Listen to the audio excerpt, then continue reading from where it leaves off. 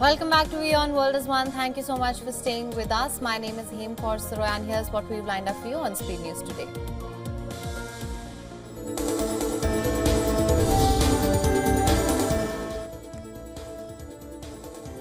Following the Azerbaijani plane crash that killed 38 passengers on board near Kazakhstan's Aktau, a criminal case has been initiated after reports quoting Russian military blogger alleged that the aircraft might have been hit by air defense missile system. Azerbaijan's President Ilham Aliyev said that the public will be regularly informed about the results of the Commission's work and the progress of the criminal case. Meanwhile, Russian President Vladimir Putin expressed his condolences in connection with the crash during a phone conversation with Azerbaijan President Ilham Aliyev.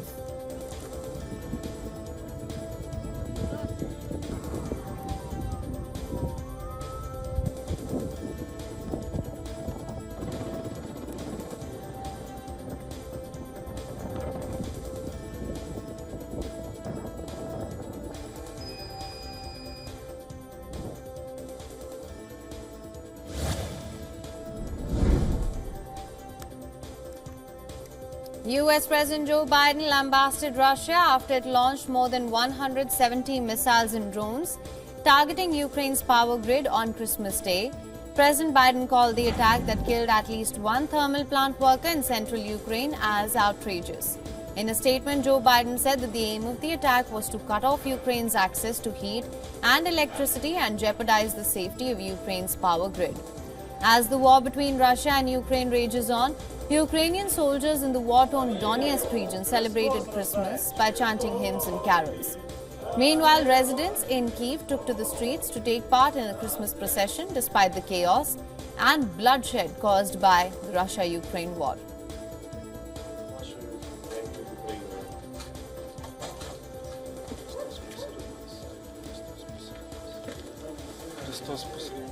День Господа нашого Ісуса Христа, любов Бога Отця, що ви на сході пішла перед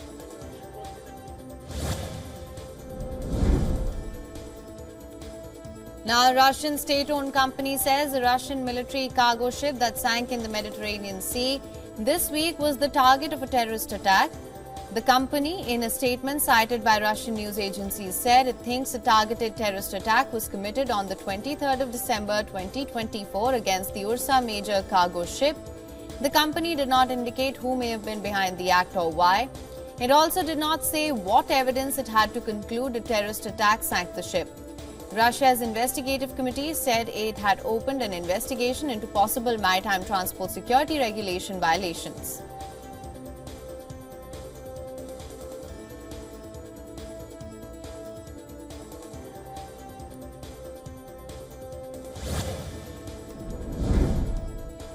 Air raid sirens were sounded across central Israel after a missile was launched by the Houthi rebels from Yemen, sending millions of residents looking for cover for the second night in a row.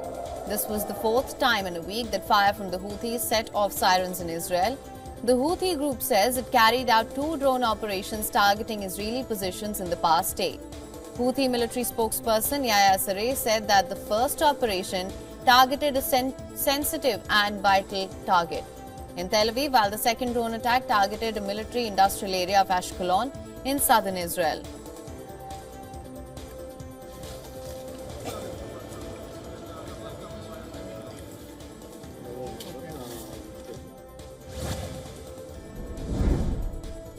Following the Houthi missile attacks, Israeli Prime Minister Benjamin Netanyahu has warned that Houthi rebels in Yemen will learn what Hamas, Hezbollah and the Assad regime have learned. Netanyahu vowed that on the first day of Hanukkah that Israel will continue to strike the enemies. Meanwhile, reservists in a military camp in northern Israel celebrated the first day of Hanukkah. The men near the border with Lebanon held a candlelighting ceremony and sang and danced to mark the holiday.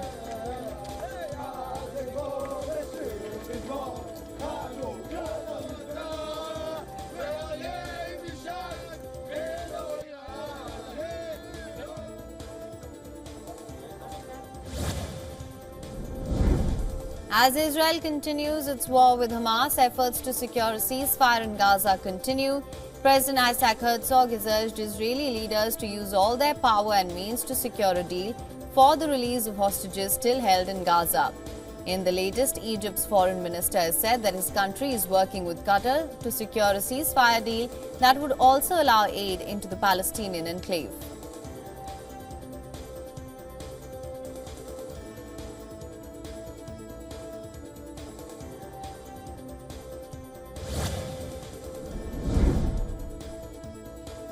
Protests have broken out in Syria over a video showing an attack on an al-Waqt shrine. The Syrian Observatory for Human Rights monitor has said that one demonstrator was killed in the home city and 5 others were wounded after security forces opened fire to disperse the crowd.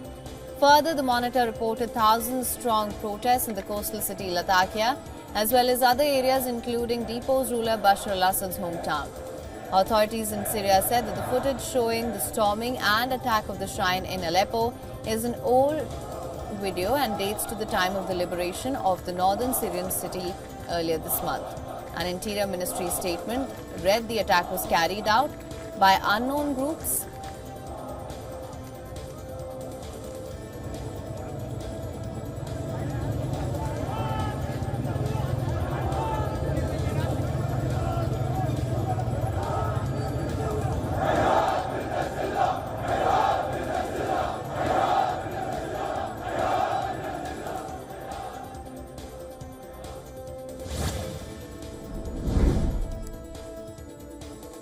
Taiwan said it detected Chinese naval vessels near its territory. The island's Ministry of National Defense, in a post on social media platform X, alleged that 5 PLA naval vessels were identified in the wee hours of Thursday.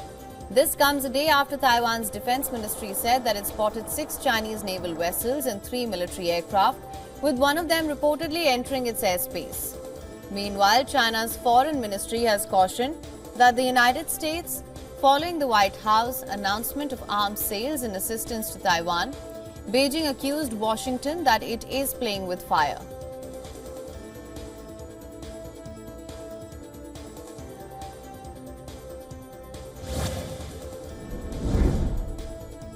At least 107 migrants trying to cross the English Channel from France have been rescued on Christmas Day.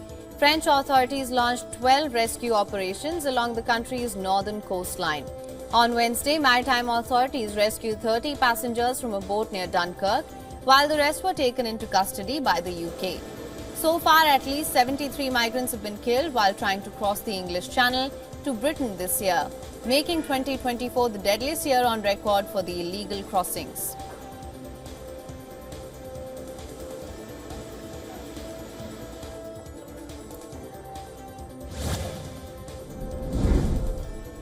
A prison riot in Mozambique's capital, Maputo, leaves 33 people dead and 15 injured as civil unrest linked to October's disputed election continues. This comes a day after 1,500 prisoners escaped a high-security prison by taking advantage of the ongoing political unrest following the confirmation of Daniel Chapo as the winner of the recently concluded presidential elections. According to authorities, around 1,534 prisoners escaped from the prison located 15 kilometers away from the capital, Maputo.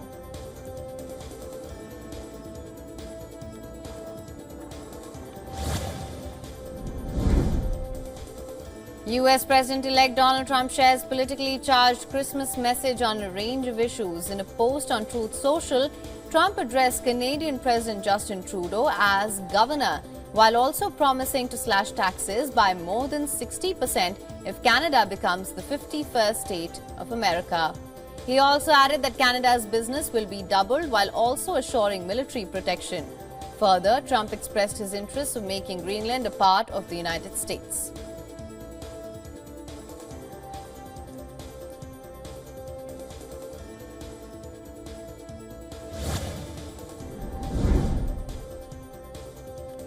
White House released drone footage, drone video tour showcasing holiday decorations throughout the historic residence, highlighting twinkling lights, wreaths and Christmas trees. The drones flew across multiple rooms decorated for the holidays and was shared on social media platforms. The video's narrated version had US President Joe Biden wishing Americans happy holidays.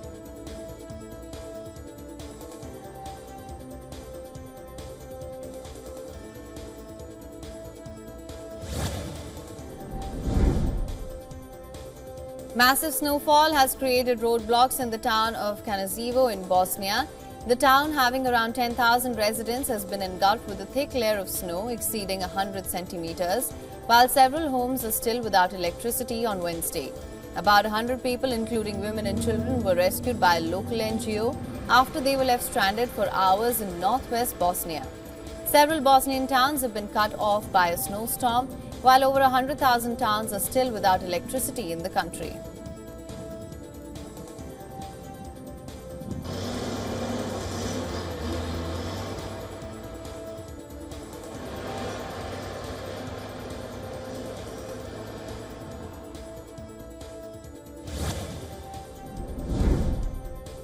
Japan Airlines has reported a cyber attack which it says has caused delays to domestic and international flights. Japan Airlines JAL is the country's second biggest airline after All Nippon Airways ANA. In a post on social media, JAL said network disruptions began at 7:24 a.m. local time, again at 8:56 a.m. The airline temporarily isolated a router which was causing the disruptions. It said it currently is checking the system recovery status. Meanwhile, the airlines also suspended sales for both domestic and international flights departing today.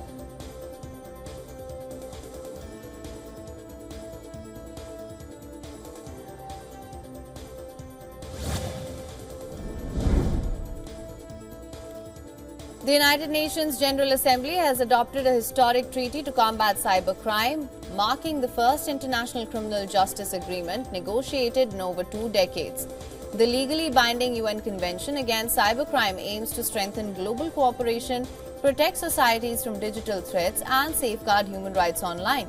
The treaty provides a framework for evidence sharing, victim protection, crime prevention across borders. This landmark treaty is the result of 5 years of negotiations involving member states, civil society, cybersecurity experts, and the private sector.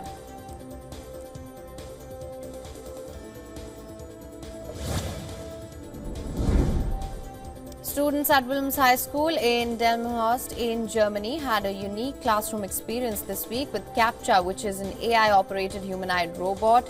The robot, developed by Hong Kong-based Idoba Research, led lectures and debates on the role of AI in society. Students excited by the experiment praised the robot's strong arguments but noted a lack of personal connection. The event, organized by the students after the meeting, CAPTCHA at the UN's AI for Good Summit, drew significant attention at the school, known for promoting AI education under the hashtag #MakeAI, called the experiment one of Europe's first robot-led lessons.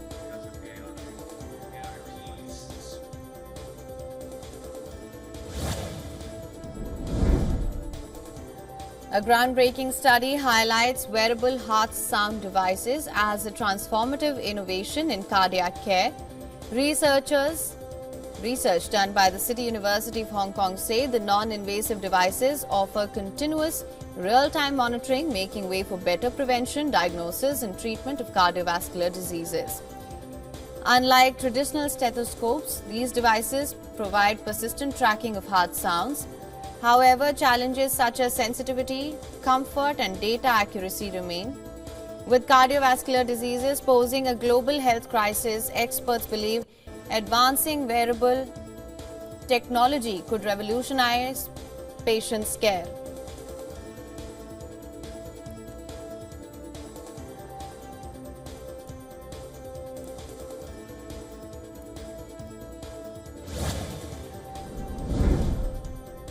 Most Asian stocks rise after big tech firms helped US equities extend their year's rally on Tuesday. Trading was relatively thin in the region, with several markets still shut for holidays. The Asia-Pacific Index headed for a 4th day of gains, the longest winning streak since September, led by Japan and Taiwan. Japanese shares also rallied after central bank governor Kazuo Ueda avoided giving any clues about an interest rate hike. Financial markets in Australia and Hong Kong are still closed for the Christmas break. Some equity bulls are pinning their hopes on what's known as the Santa Claus rally, in which stocks are rising during the final 5 trading sessions of the year and the first 2 of the new one. This time around, that window started Tuesday.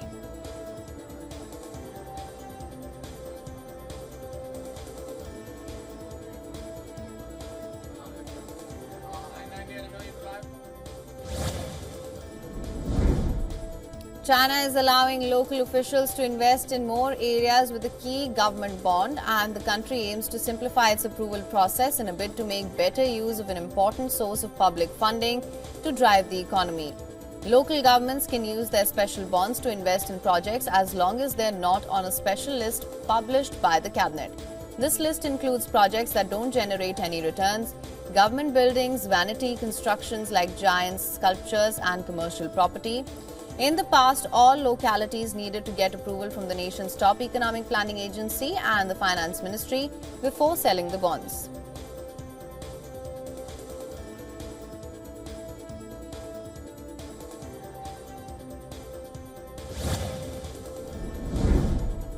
Honda Motor absorbing Nissan Motor could give the two struggling Japanese brands the scale they need to take on China's BYD. This according to sales figures released on Wednesday. Honda sold 3.43 million cars globally in the first 11 months of 2024. Nissan said it sold just over 3 million.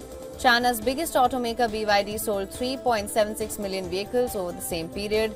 Honda and Nissan are both having trouble contending with ascendant domestic automakers in China, which surpassed Japan as the world's largest car exporter last year and is set to pull further ahead in 2025.